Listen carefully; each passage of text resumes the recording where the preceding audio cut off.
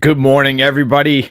Welcome back for a UFC 307 Fight Morning Quick Card Breakdown show. It's a pleasure and it is an honor to be here with you on this festive morning as we head out west to the country, as we head to Utah, Salt Lake City, elevation. Everybody's going to be sucking wind tonight, so you best be prepared for gas tanks being tested. Let's get it on. We've got 12 fights. I need to compose myself here, my brothers, because we have 12 fights. Only 3 out of 12 of these matchups are currently favored to end inside the distance. I believe that we'll see more finishes than 3. I am excited to break down this card, and I'm grateful for your presence as we navigate the terrain that is the 8-sided octagon. The canvas will likely be splattered with blood throughout the evening. I suspect we'll see some scar tissue opened. And let's look no further than the first fight of the night, where we have Tim Means taking on Court McGee. Many may not be interested in this matchup, but myself, as a veteran viewer of the sport, I appreciate both of the fighting acumen that these two combatants bring to the table. First off, let's chat about Tim Means. Tim Means, the Dirty Bird. The Dirty Bird, he's got those elbows. He also has some grappling to speak of. We've noticed that he's implemented throughout the course of his career a wrestling repertoire, but he's taking on a Court McGee, who is the epitome of a grinder. Court McGee is going to look to grapple and wall push. He's going to attempt the clinch, try and get double underhooks, and potentially take this fight to the ground. I see Tim Means finding the target early and often, looking to stay evasive and utilize his footwork and his angles. And I see Tim Means causing Court McGee some issues, splitting Court McGee open, and ultimately winning this battle. Oh, man, it's one of those fights, though. You have to realize that Court McGee fights out of Utah. He's accustomed to this elevation, and I know that the Dirty Bird is from New Mexico, so I see why this fight is lined as minus 185, and you got Court McGee on the other side at plus 160, but I'm going to be picking Tim Means. I think that the striking is going to be the difference here, and I don't trust Court McGee's striking defense at this stage in his career. He's not nearly as slick as Tim Means. He does have the grind, though. So looking forward to that matchup. Next up, we've got Carla Esparza. Wow. Now, I posed this earlier in the week. What do people think of when they reminisce about Carla Esparza's title run? What is it that speaks volumes to you? I think about the top control. I think about the Cookie Monster. That's what I think about. Man, I also think about that horrific fight against Rose Namajunas. Does that not ring a bell? Does that not ring a bell for you on this festive evening? The fight that we saw against Rose Namajunas, where many of those in the audience were booing, and it left so much to be desired. And you saw that Rose Namajunas' corner, Pat Barry, was cheering his student on, and it was a disgusting affair inside of the octagon. Let's get back to this matchup. Tisha Pennington, who both of these ladies, by the way, are recent new mothers, and they both carried their children, and they both are elder stateswomen of the game. But we also realize that Tisha Pennington is the much quicker fighter. She's a fighter who's going to be striking, be sticking and moving. And I do like the grittiness of Tisha Pennington. Is she going to get stuck on the mat and unable to get back to her feet? That is the question I ask of you. The question I beg of you on this fight morning. I think Tisha Pennington is going to rise back to her feet if she hits the mat. I think that she's going to continue to show some resilience and will ultimately cause some problems for Carla Esparza here. That Weili Zhang matchup. This is a former champion in Carla Esparza. I think the wind may be knocked out of her sails, that this may be the last hurrah for Carla Esparza, and I'll be picking Tisha Pennington in this matchup. Let's get to some of the comments here as we work our way through this fight card. We have Donnie. Good morning, sir. Great to see you. JP, welcome aboard. I appreciate you pouring the coffee on this fight morning. Everybody, thank you for subscribing to the channel as I look to bring the energy and also bring years of breaking down fights and knowledge throughout this festive morning. Evan, great to see you. Pepe, welcome aboard. Oh man, I love Dirty Bird fights. We are ready to go. We are ready to go. Let's continue this mission as we work our way through this fight card. Ryan Spann taking on Ovince St. Preux. Oh man, the battle of the horrific fight IQs. That is clear as day. Both of these fighters, you can't trust what they are going to do inside of the octagon. Also, I must mention again that this fight card takes place at altitude, and gas tanks will likely be tested. Fighters will be huffing and puffing.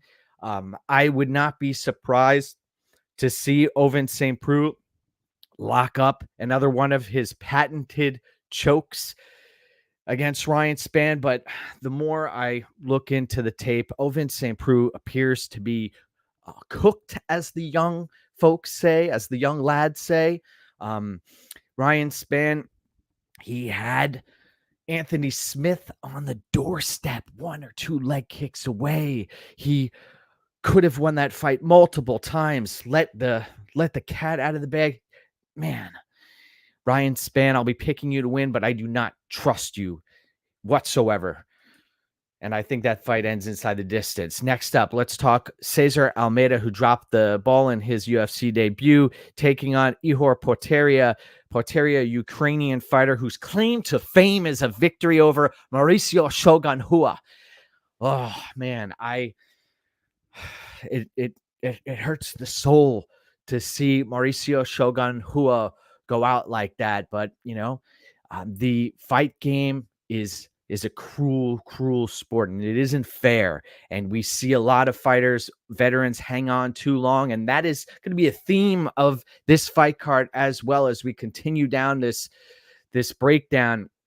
There are a couple of other fighters on this card who I believe may have just hung on a little too long. And my Wonder Boy, one of my all-time favorite fighters. But let's get back to this matchup. Cesar Almeida, who has the striking acumen, the precision, and that is going to be the key word here. He's the much more precise striker, taking on Ihor Potieria, who's a wild man who doesn't necessarily give up on himself, but he puts himself in precarious situations, and I think he is going to overextend on a strike and put his chin on a silver platter for Cesar Almeida. I'll be picking Cesar Almeida to win that matchup and to win. So inside the distance, look out for that TKO prop and that knockout prop.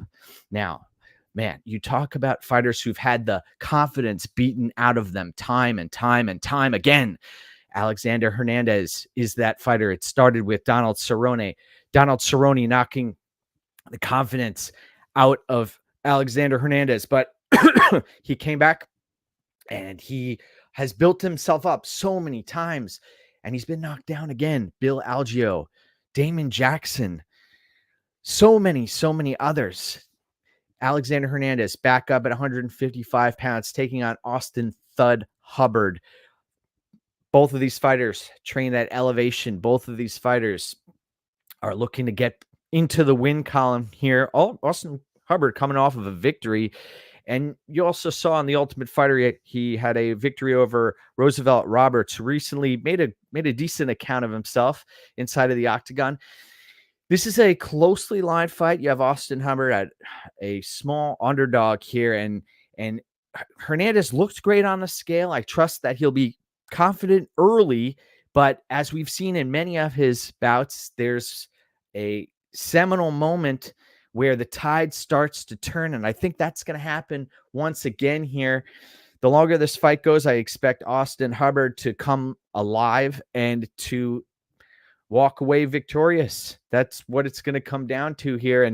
And Austin Hubbard may not do everything great, but he does most things well.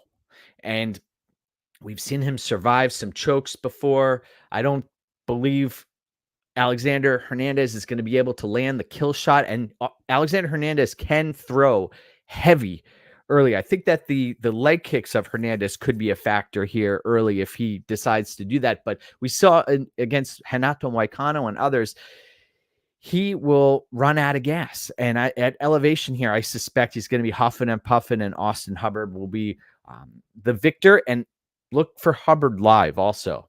Now, this is a fight where we have a veteran in Marina Rodriguez taking on Yasmin Lucindo. Lucindo, who is on the rise, and she is. You watch the Marina Rodriguez fight, the way she disposed of Michelle Waterson. That was a thing of beauty.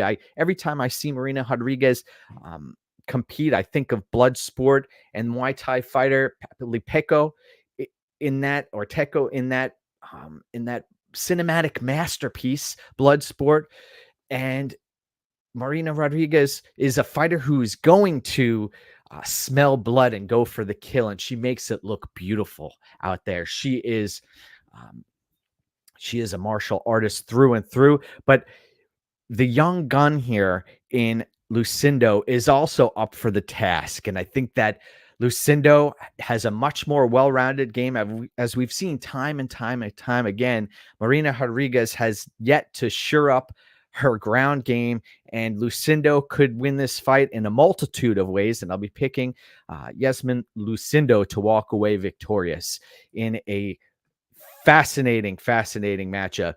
Look at this. JP is not counting out OSP. Okay, don't mind counting out Span. Yeah, I think that fight, the longer it goes, we'll see one of those two fighters just completely crumble. Now, let's talk Stephen Wonderboy Thompson, he is a shining star of the sport, the face of mixed martial arts. He's a fighter, a great guy through and through. My oldest son got to spend some time with him and at UFC Long Island a number of years ago, and I look back. One of the best fights I remember him fighting was his fight against Jorge Masvidal, where he proved so much. Also, you saw the Tyrone Woodley fights, but I think that Masvidal fight, you saw Masvidal who was in his prime, and Wonderboy looked tremendous in that matchup. Now, he's taking on a Joaquin Buckley, who this is a fighter who's begun to fight to his strengths. There's a huge grappling edge here for Buckley, and he's going to have to be careful. This is a precarious situation trying to close distance. He can't be ultra aggressive with his hands down, closing distance. He might eat a foot to the face. He also might eat a counter strike, boom, to the grill. But the paths to victory here, Joaquin Buckley, who's the much younger fighter. I know this is in a larger octagon, and one of the keys here is to really take a look at both sides of the fight. You never want to have blinders on. You want to look at paths to victory as well as paths to defeat. And one of my quotes that I really take to heart, and you can jot this one down, my brothers: the man who speaks the truth always walks with ease. Right? So my vision here, and what I see happening here, is Wonder Boy trying to Stay at range. Remember, he's a phenomenal fighter. He still has the ability to land these strikes at range. And I believe he's going to be tested. He's going to be clinched. He's going to be pushed against the fence. And in his early 40s now, that is going to be an issue. Everything, there's a cost and a benefit to what's happening here. And I think that the gas tank is going to be drained. And I think that Buckley, bottom line, walks away victorious in this spot. He has a TKO potential. I don't like fighters hanging on too long. And I believe that Wonderboy Thompson, unfortunately, in this spot has hung on a little too long. I'd like to see him in the crowd, mingling with folks. And great commentator, but funny guy, excellent martial artist. But it pains me to say I'll be picking Joaquin Buckley and walk away victorious in that matchup. We've got some additional comments here. Let's get it, bro. Yes, let's do it. Nice avatar, by the way. Look at you, Rambo. Man. All right, you think Wonderboy late KO props? Very interesting. All right, let's continue our journey here where we have Kayla Harrison taking on Ketlen Vieira. Ketlen Vieira had so much promise, and we saw her get by Irene Aldana, I believe, put her out, and we've seen it even against Sarah McMahon.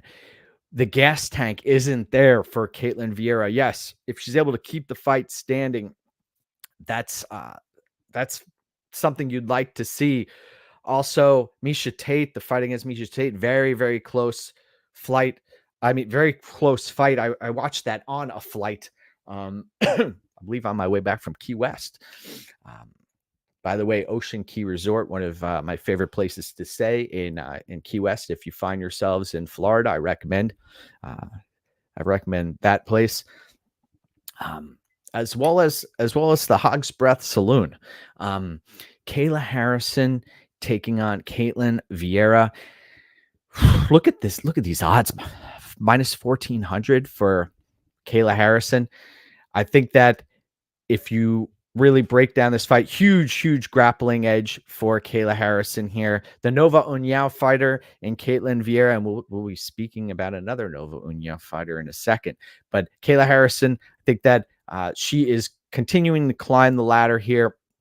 And you look at the amount of muscle mass that she's able to carry at this stage in the game, in her mid-30s, former judo Olympian gold medalist. I'll be picking Kayla Harrison. If she gets clipped, that's always a possibility. But Vieira's going to have to sit down on her punches and not be too concerned about the takedown. She's going to have to take a risk to win the fight. Otherwise, if she's thinking about this takedown, she's going to get completely obliterated. She does not have the takedown defense to stop Kayla Harrison, in my professional opinion.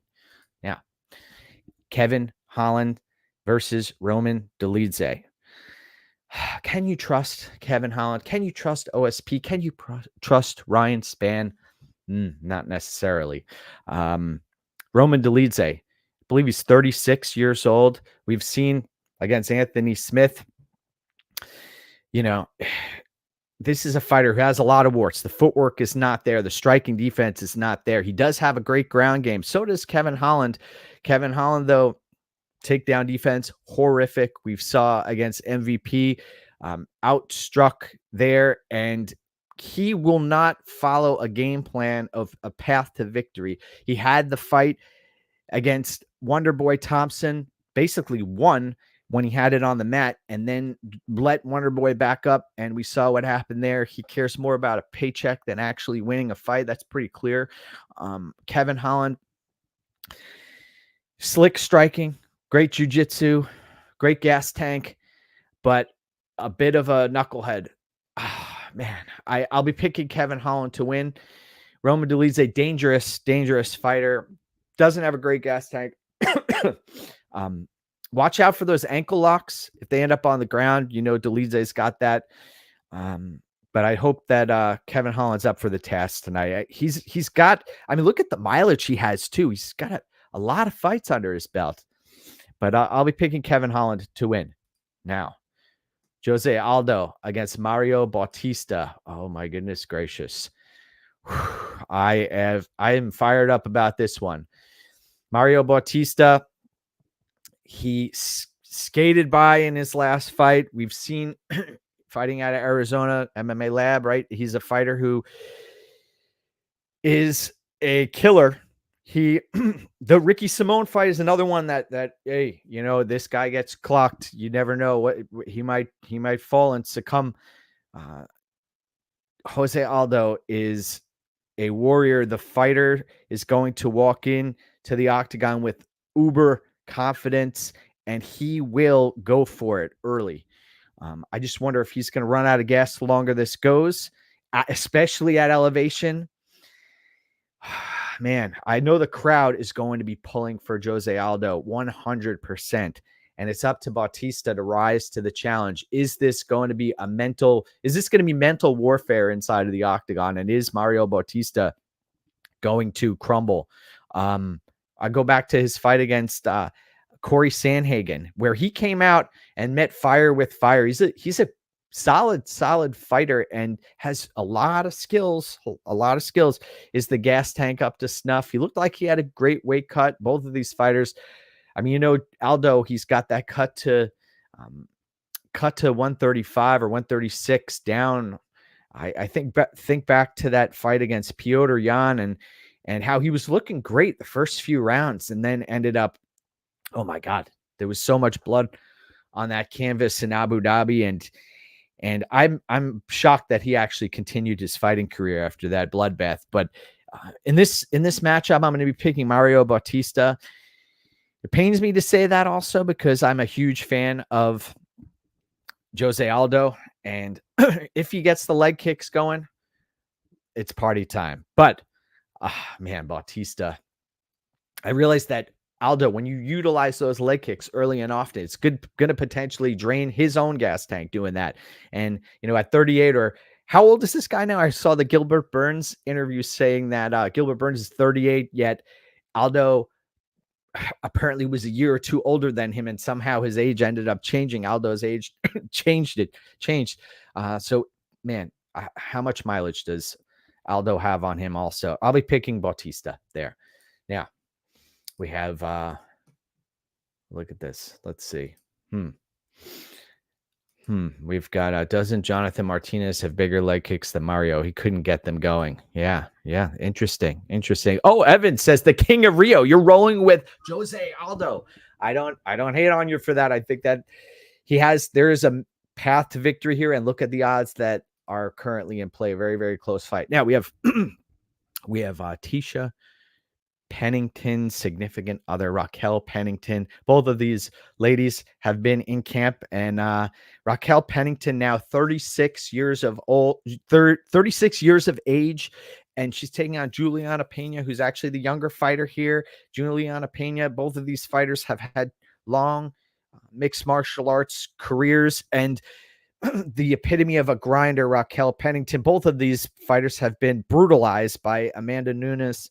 And man, I see a lot of cage pushing in this fight. I see it pains me to say this, but this is a bathroom break fight. This is a championship fight at 135 pounds. Mayra Bueno Silva against Pennington for the belt. Are you serious? That fight, there shouldn't be a belt at this weight class. They should eliminate this weight class, the 145 division, 135 women's division. I think that the best fighters are clearly down at 115 and 125 pounds. If you ask me to pick a winner in this spot, I know Pennington's a dog, right? Both of these fighters are dogs. The Venezuelan vixen in Juliana Pena, she took what Amanda Nunes was giving out and kept coming forward and oh man, this fight, I think it's going to get ugly. It's going to get dirty. It might end up in a split decision. If that's the case, I'm going to lead towards the underdog in Juliana Pena. she does have grappling that is going to pose a threat here, but can she get the fight to the mat? Pena doesn't fight. Well, that is true. She has her record is her record is very slim at this stage in the career. She basically talked her way into a title fight. Enough talk of this match. I'll be picking Pena, but I do not trust either of those fighters at all. Alex Pereira against Khalil Roundtree. The elephant in the room must be addressed. Magomed Ankalaev is the uncrowned light heavyweight champion of the world, and Alex Pereira is holding it for him. That's clear. Pereira, very talented from a striking perspective, but if this fight or if any fight hits the mat, he's in real trouble. Khalil Roundtree is averse to grappling, and we saw against Iwan Kudalaba and many others throughout the years, Roundtree can fold like a cheap lawn chair, but he's now in a championship bout. We just saw not so long ago, he was outstruck and outclassed by Dustin Jacoby, yet was ruled the victor by incompetent judges. And here we have Alex Pereira, who, I got to say this, anybody at that weight class at 205 pounds has a puncher's chance. And Khalil Roundtree does sit down on his punches and kicks and will go for it. Man, it's going to be Pereira inside the distance via knockout, but how long does this fight last? And then the question is, Pereira is no spring chicken, and he's in his late 30s. Look at the odds here. Look at line the Pereira Magomed Ankalaev fight. Ankalaev would be lined and as we've seen in the past, has been lined as a significant favorite for a reason. He is the best light heavyweight fighter on the planet. And Pereira is, I know the UFC doesn't like Ankalaev because of his style, and also he hasn't taken fights when they offered them. But that's his problem when we're talking fighting abilities and what actually happens inside of the octagon. Magomed Ankalaev has more than what it takes to defeat Alex Pereira and Khalil Roundtree and many others. But sometimes he gets in his own head, and that's a real thing. So the pick here is going to be Alex Pereira to win and to win inside the distance. I want to thank everybody for tuning in here. We've got some additional. Oh, wow. Look at this. Bilal is in her corner, and Evan, we've got some barbs being thrown in here. Negative EV having Bilal in your corner. Wow. Interesting stuff. Well, I hope you boys can make amends, and I appreciate both of you. I want to thank everybody. You know what? I should apply for Magomed Ankalaev's management. I've been holding that title for a while. I've got to contact his management. I believe was Ali his manager. I'm not sure if he'd work with me or not, but we'll see. We'll see what happens. Best of skill is the correct terminology. There is let's wish everybody out there. Let's have a moment of silence as we prepare for what's about to take place inside of the octagon. Thank you for subscribing to the channel. Thank you for liking the video. And remember, go get what's yours, my brothers. What better time than now?